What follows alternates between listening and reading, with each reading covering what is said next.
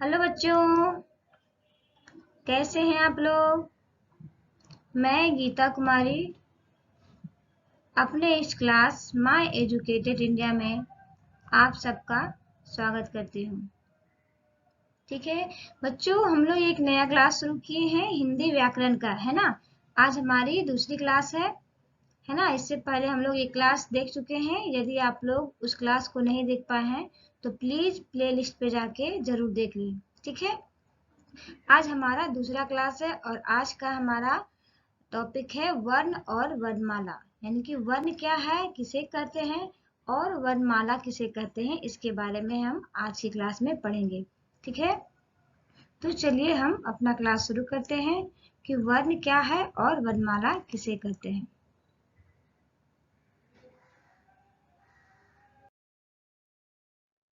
वर्ण और वर्णमाला, तो सबसे पहले हम देखेंगे कि वर्ण किसे कहते हैं, है ना। तो वर्ण किसे कहते हैं, तो वर्ण मुख से निकली ध्वनि का लिखित रूप वर्ण कहलाता है। यानी कि हम पिछली क्लास में हम लोग पढ़े थे कि भाषा किसे कहते हैं। तो भाषा जब हम बोलते हैं तो मुंह से बोलते हैं तो उसे मौखिक भाषा कहते हैं, है ना। तो उसी तरह मुंह से जब हम मौखिक भाषा में जब हम मुंह से बोलते हैं तो हमारे मुंह से कुछ ध्वनियां ना, यानी कि कुछ आवाज बाहर निकलती है। उस आवाज को ही, उस ध्वनि को ही जब हम लिखते हैं तो लिखने में ही हम वर्ण का प्रयोग करते हैं। ठीक है, तो उसे ही हम वर्ण कहते हैं। तो मुख से निकली ध्वनियों का लिखित रूप ही वर्ण कहलाता है। ठीक है, दूसरा देखेंगे हम कि वर्ण जो है भाषा की सबसे छोटी इकाई होती है। क्योंकि जब हम कुछ लिखते हैं, जैसे हमें लिखना है भाषा, है ना, तो हम सबसे पहले भ लिखेंगे, फिर उस पर पाई लगाएंगे, फिर स लिखेंगे, फिर उस पर पाई लगाएंगे, तब जाके ये भाषा होगा। तो इस तरह वर्ण जो होता है वो भाषा की सबसे छोटी इकाई होता है। ठीक है, आगे हम देखेंगे कि वर्ण के खंड या टुकड़े नहीं किए जा सकते हैं। यानी कि वर्ण जो होती है भाषा की सबसे छोटी इकाई होती है जिसके खंड या टुकड़े नहीं किए जा सकते हैं। ठीक है, तो इस तरह हम देखेंगे कि यदि हमें किसी भाषा को जानना होगा, सीखना होगा, तो किसी भी भाषा को सीखने के लिए हमें सबसे पहले उन भाषा के वर्णों को सीखना पड़ता है। ठीक है, जब हम वर्ण को लिखने पढ़ने सीखेंगे तभी जाके हम उसके बाद ही हम भाषा को सीख पाएंगे। तो इसलिए किसी भी भाषा को सीखने के लिए हमें सबसे पहले वर्णों को सीखना पड़ता है। ठीक है, तो इस तरह हम इसका निचोड़ यदि देखें तो वर्ण किसे कहते हैं, तो वर्ण भाषा की सबसे छोटी इकाई होती है ना। भाषा की सबसे छोटी इकाई होती है जिसके खंड या टुकड़े नहीं किए जा सकते हैं, उसे हम वर्ण कहते हैं। ठीक है, जैसे मान लीजिए कि हम बोलते हैं कमल, है ना। कमल बोल दें तो कमल क्या है, एक फूल का नाम है।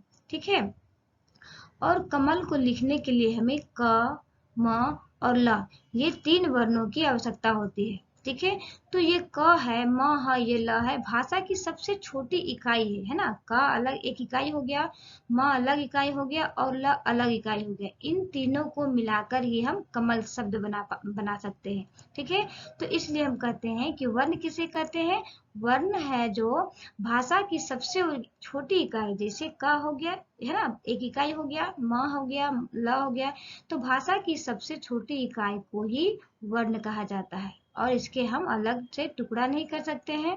ठीक है, तो उस भाषा की सबसे छोटी इकाई को क्या कहते हैं, हम वर्ण कहते हैं। ठीक है, यदि हम वर्णों को लिखेंगे तो देखिए किस प्रकार लिखेंगे, है ना। इसे यदि हम विस्तार से लिखना चाहें कमल को तो कैसे लिखेंगे, क, ये जो क है ये आधा क होता है ना। क में जब अ मिलता है तब जाके ये पूरा क बनता है। ठीक है, तो ये आधा क और ये अ को यदि हम मिला दिए तो ये क हो गया। म में यानी कि ये भी म भी आधा है ना। म में हम जब अ मिला देते हैं तो ये पूरा म हो जाता है।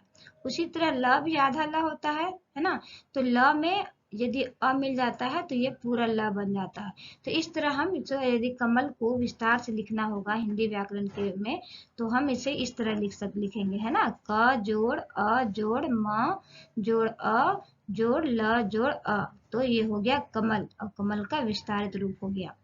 तो इस तरह हम देखें कि वर्ण क्या होता है, किसे कहते हैं, तो भाषा की सबसे छोटी इकाई वर्ण कहलाती है, जिसकी हम खंड या टुकड़ा नहीं कर सकते हैं। ठीक है, अब हम देखेंगे वर्ण। देखिए जैसे ये हो गया अ, आ, ई, ये सभी वर्ण हो गया है ना। ये क है, ख, ग, घ, अंग, ये क से लेके ज्ञ तक ये, और ये अ, आ, ई जो होता है, ये सभी को हम वर्ण कहते हैं। ठीक है, अब हम देखेंगे वर्णमाला। तो वर्णमाला किसे कहते हैं, तो वर्णमाला जो है दो शब्दों से मिलकर बना होता है ना, वर्ण प्लस माला, क्योंकि वर्णमाला दो शब्द से मिलकर बना हुआ है, वर्ण जोड़ माला, है ना। तो वर्णमाला, और इसका अर्थ क्या हो जाता है, वर्णों के समूह, यानी कि वर्णों के समूह को ही वर्णमाला कहा जाता है। ठीक है, तो इस तरह हम यहाँ देखेंगे कि ये क्या है, तो ये वर्ण है, अ, आ, ई, उ, ए, ओ, ये सभी वर्ण है। क से लेके ज्ञ तक, है ना, क, ख, ग, घ, अंगा, च, छ, ज, झ, ये क से लेके ज्ञ तक ये सभी वर्ण है। तो ये सभी वर्णों के जो समूह है, इसे ही हम वर्णमाला कहते हैं, क्योंकि हम जानते हैं कि वर्णमाला का अर्थ क्या होता है, वर्णों के समूह, है ना। जैसे हम लोग जानते हैं ये माला क्या होता है, माला फूलों का माला हम लोग देखे होंगे ना आप लोग, कि फूलों का माला होता है, उसमें बहुत सारे फूलों का समूह होता है। उसी तरह वर्णों के समूह को ही वर्णमाला कहा जाता है। ठीक है, तो इस तरह हम देखेंगे कि वर्णमाला किसे कहते हैं, तो वर्णों के व्यवस्थित और क्रमिक समूह को वर्णमाला कहते हैं, यानी कि वर्ण को व्यवस्थित रूप से और क्रमिक रूप से एक के बाद एक, यानी कि क के बाद ख, ख के बाद ग, इस तरह क्रमिक रूप से जो समूह होता है उसे ही हम वर्णमाला कहते हैं। ठीक है, तो इस तरह हम लोग समझ गए कि वर्ण क्या होता है और वर्णमाला क्या होता है। ठीक है, अब हम वर्णों की प्रकार पढ़ेंगे कि वर्ण जो होते हैं वो कितने प्रकार के होते हैं। ठीक है, तो वर्णों के प्रकार, है ना, हिंदी के जो वर्णमाला होते हैं उसमें वर्णों को दो भागों में बांटा गया है, यानी कि वर्णों के दो भेद होते हैं, है ना, स्वर और व्यंजन। तो इसे हम स्वर वर्ण और व्यंजन वर्ण भी कह सकते हैं। तो हिंदी वर्णमाला में वर्णों के कितने भेद होते हैं, तो दो भेद होते हैं, स्वर और व्यंजन, है ना। अब हम एक एक के बारे में पढ़ेंगे कि ये स्वर वर्ण क्या होता है और व्यंजन वर्ण क्या होता है।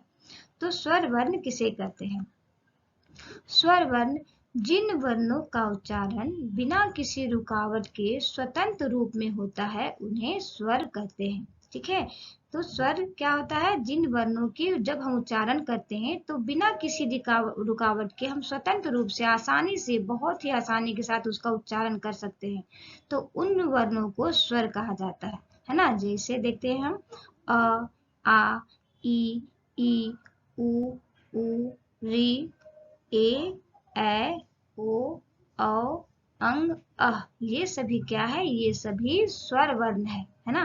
क्योंकि जब हम बोलते हैं तो हमें बोलने में परेशानी नहीं होती है ना। जैसे क्या होता है कि कुछ बच्चा जो होते हैं, जो बहुत जब कुछ जैसे होता है सड़क, सड़क बोलते हैं तो कुछ बच्चा है ना सड़क नहीं बोल पाते हैं और सड़क बोलते हैं, स अड़ा को र बोलते हैं, सड़क। तो इस तरह उसे उच्चारण में परेशानी होती है ना, कुछ व्यंजन को बोलने के लिए, कुछ वर्णों को बोलने के लिए। लेकिन स्वर वर्ण ऐसा वर्ण होता है जिसे हम बिना किसी रुकावट के स्वतंत्र रूप से बोलते हैं, है ना। इन स्वरों के उच्चारण में हमें कोई भी परेशानी नहीं होती है, तो इसलिए इसे हम स्वर वर्ण कहते हैं। तो स्वर्ण वर्ण किसे कहते हैं, तो जिन वर्णों के उच्चारण बिना किसी रुकावट के हम स्वतंत्र रूप से लेते हैं, हमें ना कोई भी परेशानी नहीं होती इनके उच्चारण करने में, तो इसे हम इसलिए स्वर वर्ण कहते हैं। ठीक है, तो यदि हम देखें कि ये जो स्वर वर्ण होते हैं वो कितने होते हैं, तो आइए हम इसको देखते हैं कितने हैं। 1, 2, 3, 4, 5, 6, 7, 8, 9, 10, 11, 12 और ये 13। तो इस तरह हम यदि देखें तो यहाँ कितने स्वर वर्ण लिखा हुआ है, तो 13 स्वर वर्ण लिखा हुआ है। ठीक है, लेकिन ये 13 का 13 जो है स्वर वर्ण नहीं होते हैं, है ना। यदि कोई हमसे पूछता है कि स्वर वर्ण की कितनी संख्या होती है, तो हम बोलते हैं 11, यानी कि अ से लेके अ तक, है ना, 11 स्वर होते हैं। ठीक है, तो इस तरह स्वर कितने होते हैं, तो क से लेके अ से लेके औ तक, है ना, अ आ ई उ री ए ऐ ओ औ, ये 11 जो होते हैं स्वर होते हैं, ठीक है। और ये जो अंग और अ होता है इसे हम स्वर नहीं कहते हैं, तो इसे हम क्या करते हैं, तो इसे हम अंग और अ को अयोग वाह करते हैं, ठीक है। तो जो जो 13 जो होते हैं स्वर वर्ण, इसमें से यदि कोई हमसे पूछता है कि स्वरों की संख्या कितनी होती है, तो हमें उसका जवाब क्या देना चाहिए कि स्वरों की संख्या 11 होती है, ठीक है। और अंग और अ जो होते हैं इसे हम अयोग वाह कहते हैं, ठीक है। तो और ये अंग और अ को अयोग वाह क्यों कहा जाता है, क्योंकि जब हम लिखते हैं ना, जब हम कुछ शब्द लिखते हैं तो लिखने समय हमें इसका प्रयोग व्यंजन की तरह करते हैं, और जब हम इसका उच्चारण मुंह से बोलते हैं तो इसका उच्चारण हम स्वर की तरह करते हैं, इसलिए इन अंग और अ को अयोग वाह कहा जाता है, ठीक है। तो इस तरह यदि आपसे भी कोई पूछे कि स्वरों की संख्या कितनी होती है, तो हमें कितना बताना होगा कि स्वरों की संख्या कितनी होती है, तो 11 होती है ना। और अंग और अ को क्या कहा जाता है, तो अंग और अ को अयोग वाह कहा जाता है, ठीक है। तो इस तरह हम लोग वर्ण के बारे में पढ़े कि स्वर वर्ण किसे कहते हैं, तो जिन वर्णों की उच्चारण बिना किसी रुकावट के यदि हम स्वतंत्र रूप से कर पाते हैं तो उसे ही हम स्वर कहते हैं। और स्वरों की संख्या कितनी होती है, तो 11 होती है, ठीक है। और अंग और आह को अयोग वाह कहा जाता है। अब हम देखेंगे व्यंजन। तो व्यंजन वर्ण क्या होता है, तो व्यंजन वर्ण किसे कहते हैं, तो जिन वर्णों की उच्चारण स्वतंत्र रूप से नहीं हो सकता है ना, यानी कि ऐसा वर्ण जिसका उच्चारण हम आसानी के साथ नहीं कर पाते हैं, यानी कि स्वतंत्र रूप से उसका उच्चारण नहीं कर पाते हैं, बल्कि उनके पूर्ण उच्चारण के लिए हमें स्वरों की सहायता लेनी पड़ती है ना, तो उसे हम व्यंजन वर्ण कहते हैं, ठीक है। तो जैसे व्यंजन वर्ण किसे कहते हैं, तो ये देखिए क से लेके ज्ञ तक, है ना, क ख ग घ अंग, इस तरह क से लेके ज्ञ तक जो व्यंजन होते हैं इसे हम व्यंजन वर्ण, है ना, यानी कि ये भी एक वर्ण है, वर्ण होता है, लेकिन वर्ण के दो प्रकार होते हैं, स्वर वर्ण और व्यंजन वर्ण। तो अ आ ई को स्वर वर्ण कहते हैं, और क से लेके ज्ञ तक जो होता है उसे हम व्यंजन वर्ण कहते हैं, क्योंकि जो व्यंजन वर्ण होता है ये दो वर्णों के मेल से बना होता है ना, इसमें क, है ना, ये जो क बनता है तो क और अ मिलके क पूरा क बनता है, इसलिए जो व्यंजन होते हैं इसके उच्चारण में हमें थोड़ा स्वरों की अपेक्षा कुछ अधिक समय लगता है ना। और हमें इसमें जितने भी व्यंजन होते हैं सभी में स्वरों का समावेश होता है, इसलिए इसे हमें व्यंजन वर्ण कहते हैं, ठीक है। तो इसके उच्चारण में हम स्वतंत्र रूप से इसका उच्चारण नहीं कर सकते हैं, और इनके उच्चारण के लिए हमें स्वरों की सहायता लेनी पड़ती है, इसलिए इसे व्यंजन वर्ण कहते हैं, ठीक है। आइए हम इसको समझते हैं अच्छा से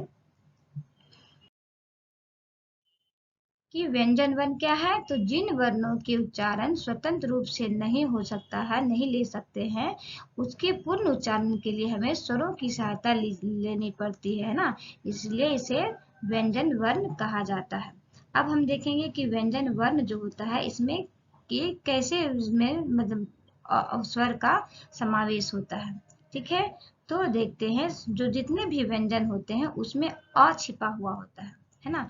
जैसे अ ऐसा स्वर है जो हर व्यंजन में मिला होता है, जैसे क है तो क में यदि हम अ मिलाते हैं तभी वह जाके पूर्ण क बन पाता है ना।